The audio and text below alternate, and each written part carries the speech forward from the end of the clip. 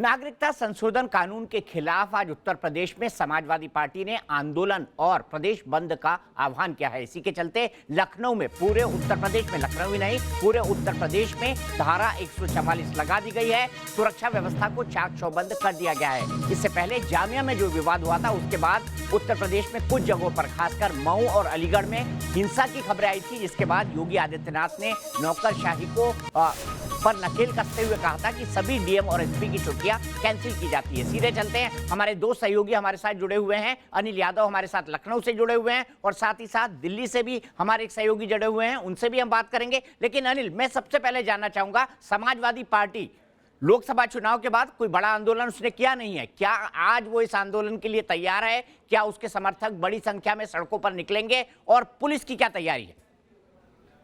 बिल्कुल, देखिए अखिलेश यादव पहले से अपने समर्थकों द्वारा ही क्रिटिसाइज किए जा रहे थे कि वो कोई बड़ा आंदोलन नहीं कर रहे, लेकिन इस बीच वो उन्नाव की घटना पर कुछ देर के लिए विधानसभा में धरने पे बैठे थे।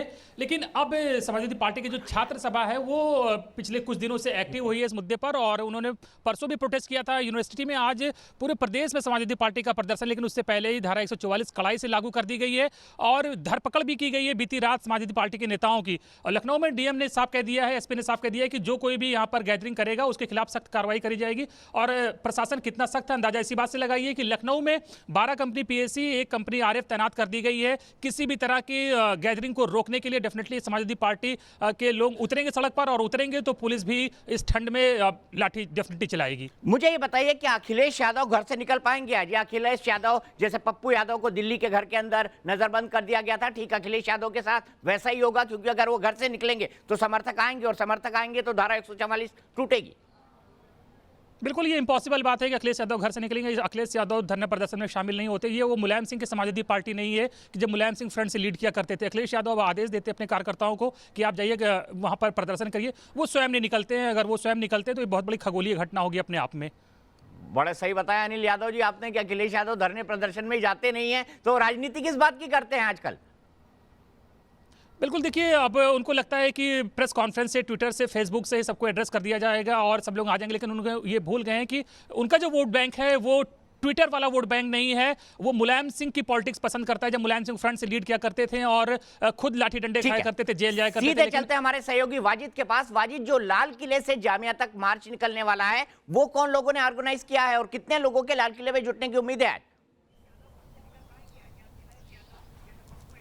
देखिए, मैं बिल्कुल बताना चाहूँगा, जिस तरीके से बीती रात को हम जेएनयू में गए थे, वहाँ पे भी जेएनयू के छात्रों ने एक मार्च निकाला था। शाहीन बाग भी गए थे, वहाँ पर भी जो है महिलाएं और पुरुष जो हैं वो बैठे हुए थे। तो उनसे जब सबसे बातचीत हुई तो उनका यही कहना था कि शाहीन बाग से वो लाल किले जाएंगे और लाल किले से जो मार्च निकलेगा, जो रैली निकलेगी, वो जाएगी जंतर मंतर तक। तो जंतर मंतर तक जो है कई सारे छात्र संघ जो है इसमें संगठन इसमें शामिल होंगे, और साथ ही साथ जो है और जो सवाल मेरा समय मेरे पास कम है, क्या नागरिकता संशोधन कानून देश के संविधान के खिलाफ है, खास तौर पर मुसलमानों के खिलाफ है?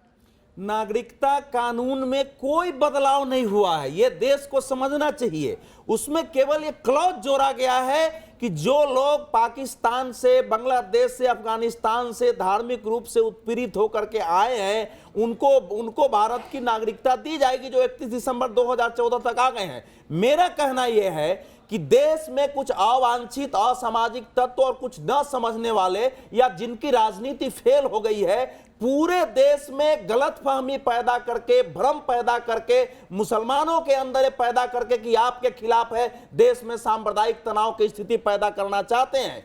उनको मैं ये कह रहा हूं, जैसा आपने भी कहा कि गलत विरोध भी करने का लोकतंत्र में अधिकार है। आप शांतिपूर्वक प्रदर्शन करिए, कोई हर्ज नहीं है। मैं यूपी सरकार को बिल्कुल सही कहता हूं, जिस ढंग से दिल्ली में हुआ, जिस ढंग से नदवा में हुआ, अलीगढ़ में हुआ, ये पता चल रहा है कि इस स्थिति का लाभ उठाने के लिए कुछ असामाजिक उपद्रवी तत्व निश्चित रूप से सक्रिय है, निश्चित रूप से सक्रिय है। लेकिन आज हम दिन भर आपको बताएंगे कि जो परसेप्शन है कि नागरिकता संशोधन कानून मुसलमानों के खिलाफ है, भारतीय मुसलमानों की नागरिकता जा सकती है, ये कितना सफेद झूठ है, इसके बारे में भी आज दिन भर हम बात करेंगे। फिलहाल वक्त है ब्रेक का।